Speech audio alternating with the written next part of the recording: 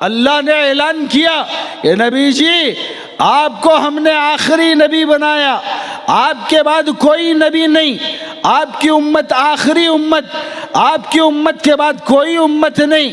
अल्लाह ने कहा आप जाएंगे दुनिया को छोड़ के, आपके बाद में आपके दीन को जिंदा रखने की जिम्मेदारी आपकी उम्मत की होगी। ये दावत वाली उम्मत होगी, ये मेहनत वाली उम्मत होगी, ये फिक्रों वाली उम्मत होगी, ये अमर बिल मारूफ वाली उम्मत होगी, ये नहीं अनिल मुनकर वाली उम्मत होगी, ये भलाई का हुक्म देने वाली, बुराइयों से रोकने वाली ये उम्मत का खासा ये बयान किया। अल्लाह के नबी मैदान आरफात में ऊँटनी की पीठ पे बैठे हैं, उम्मे हानी आती हैं, आके अबू बकर सिद्दीक से कहती हैं मेरे नबी को देखो, रोते रोते कहीं ऐसा तो नहीं है कि अपनी जान गंवा न बैठे। सहाबा को मालूम नहीं था कि आज रोज़ा रखना है या नहीं है। उम्मे हानी ने पूछा नबी से पूछ लो। हाल ये था कि नबी सर झुकाए बैठे हैं, आंखों में आंसू हैं, दाढ़ी मुबारक तर हो गई, आंखों से आंसू ऐसे बह रहे हैं, ऊँटनी की गर्दन कछुआ की गर्दन से गिर के नीचे जा रहे हैं। उम्मे हानी ने हरीरे के प्याले को अबू बकर को दिया, अबू बकर ने अल्लाह के नबी को पेश किया, अल्लाह के नबी ने सर उठाया। सिद्दीक़ अकबर कहते हैं जब मेरे महबूब ने सर उठाया सहाबा की चीखें निकल गई, अल्लाह के नबी की आंखें सुर्ख हो गई थी, गाल उभर गए थे और दाढ़ी मुबारक तर हो गई थी। मैंने पूछा या रसूल अल्लाह इतना क्यों रो रहे हैं? अल्लाह के नबी ने हज़रत सिद्दीक़ अकबर का जवाब देने की बजाय उम्मत के सहाबा से खिताब किया, या माशर सहाबा, मेरे सहाबा एक बात को बताओ कि मैंने अमानत को अदा किया कि नहीं किया। 1.25 लाख का मजमा अरफात के मैदान में जमा है, सब ने कहा अंता अद्दैतल अमाना या रसूल अल्लाह, नबी जी आपने अल्लाह की अमानत को अदा कर दिया। फिर कहा रिसालत के हक़ को अदा किया कि नहीं किया?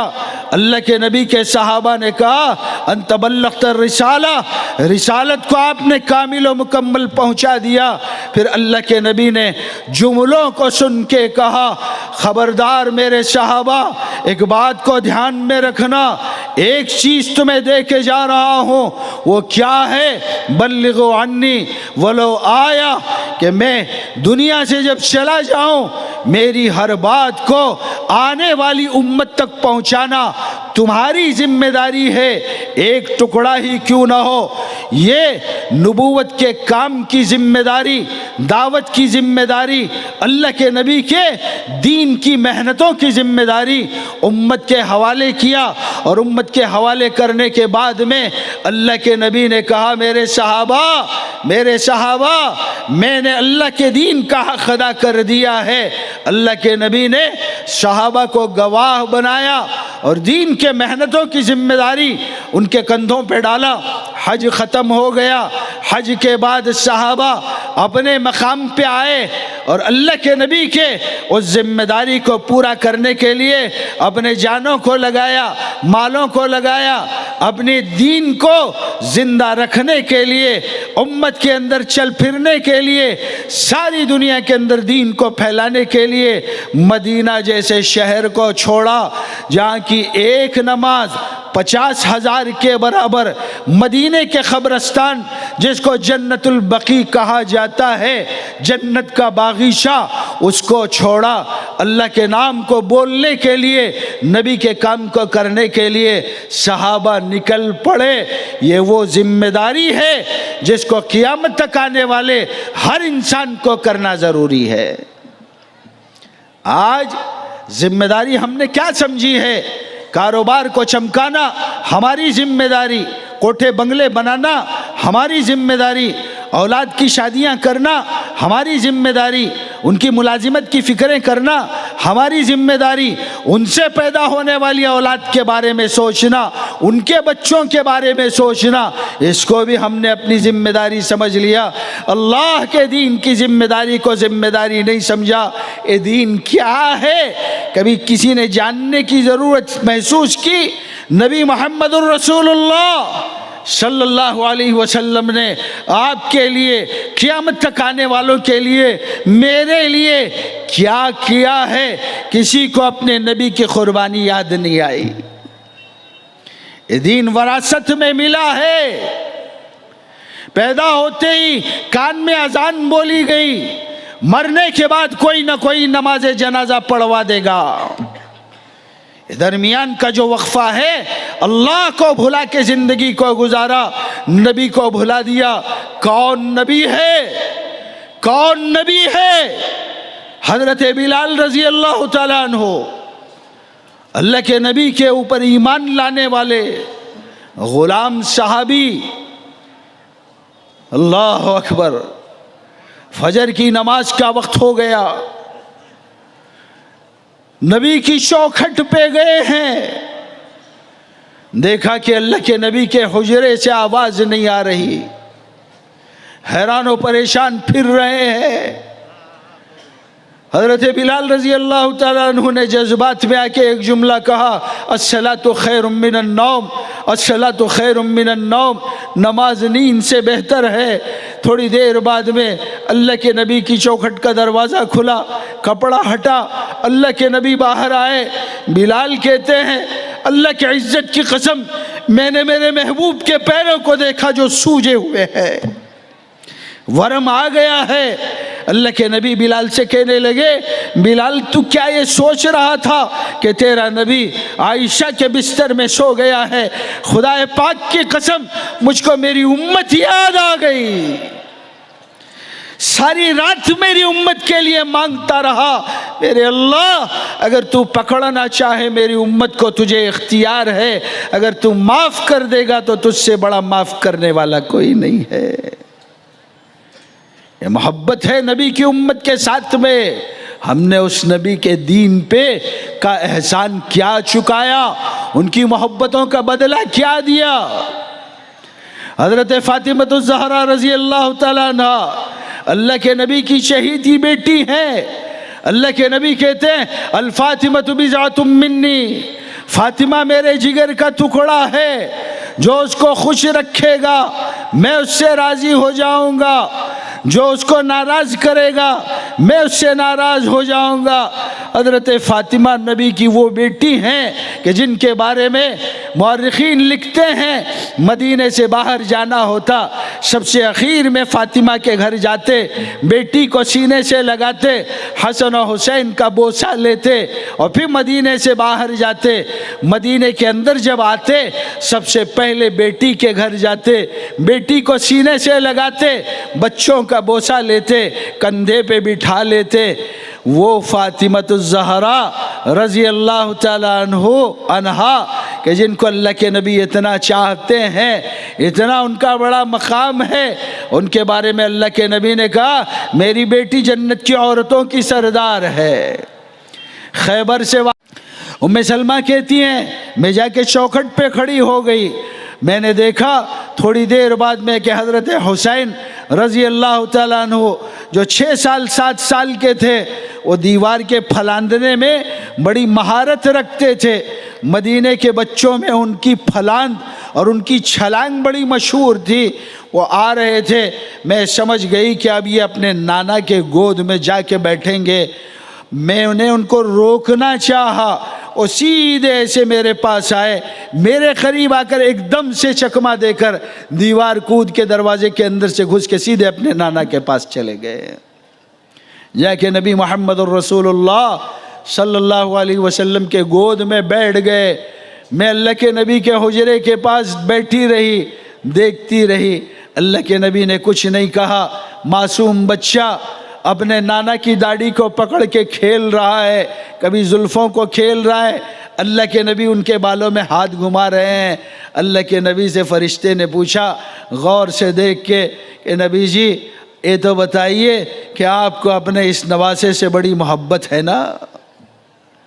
अल्लाह के नबी ने कहा, हाँ ये मेरा नवासा है, ये जन्नत के नौजवानों का सरदार है, मैं इसको बड़ा मोहब्बत करता हूँ।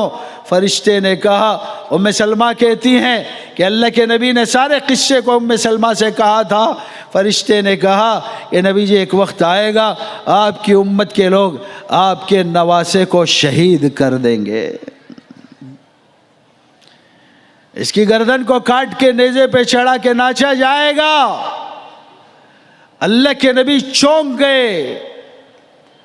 फरिश्ते ने कहा, अल्लाह ने हुक्म दिया है, इजाज़त दी है कि आने वाले वक्त को और उसकी चादरों को चाक करके आपको दिखाया जाए। अल्लाह की तरफ से इजाज़त है। बसा औक़ात अल्लाह ताला अपने नबी को दिखाया करते थे। नबी मोहम्मद रसूलुल्लाह सल्लल्लाहु अलैहि वसल्लम ने मदीने में बैठ के करबला के मंज़र को देखा था। करबला का क्या मंज़र था? 7 मुहर्रम को पानी बंद हो गया, अली असगर को हुसैन लेके आए हैं, बलवाइयों की तरफ दिखा के कहा कि मैं नबी का नवासा, ये मेरा बेटा अली असगर है, हमारा काफिला प्यासा है, पानी के रास्ते को खोलो। नबी मदीने में बैठ के देखते हैं, एक तीर आके अपने पड़ नवासे के हलक में लगता है, अली असगर के बच्चे की गर्दन ढलक जाती है।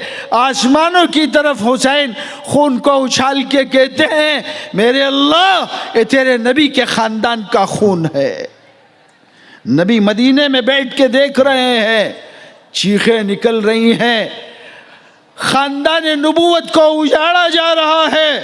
मदीने में हुसैन को गोद में बिठा के देख रहे हैं, ज़ैनब की चादर को खींचा जा रहा है, मदीने में बैठ के देख रहे हैं, हुसैन की गर्दन को काटा जा रहा है, मदीने में बैठ के देख रहे हैं। वहाँ बेटे के लिए दुआएं नहीं मांगी जा रही, वहाँ ख़ानदान के लिए दुआएं मांगी नहीं जा रही। अल्लाह के नबी की सिसकियाँ बंद गई। फरिश्ते ने पूछा, नबी जी देख लिया कि आपकी उम्मत आने वाली आपके बेटे के साथ में क्या मामला कर रही है? अल्लाह के नबी रोते रहे।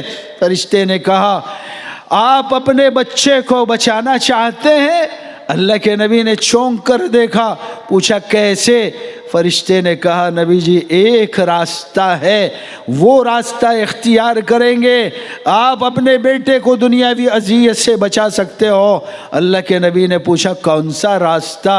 फरिश्ते ने कहा कि नबी जी अल्लाह ताला ने आपको शाफ़िअ महशर बनाया है, आपको मैदान हशर में आपकी उम्मत की सिफारिश का जो हक़ दिया है, शफाअत का, इस दुनिया के अंदर अल्लाह से कहो कि मुझे वो हक़ नहीं चाहिए, मैं अपने बच्चे को बचाना चाहता हूँ। उम्मे सलमा कहती है, जो नबी अब तक मुर्दबारी के साथ में सुन रहे थे, जैसे ही सुना हुसैन को उठा के बाजू में डाल दिया, कहा जिस जन्नत के अंदर मेरी उम्मत ना आए वो जन्नत किस काम की?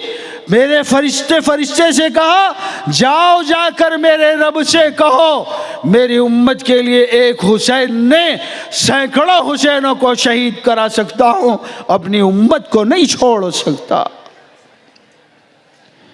ये मोहब्बत है नबी की अपनी उम्मत से। आज उम्मत ने क्या बदला दिया? उसके कुरान के जनाजे निकाले, उसके दीन को धक्के मार के बाहर निकाला। माँ और बहनों ने फैशन के नाम पे अल्लाह के नबी के पर्दे की धज्जियाँ उड़ा दी।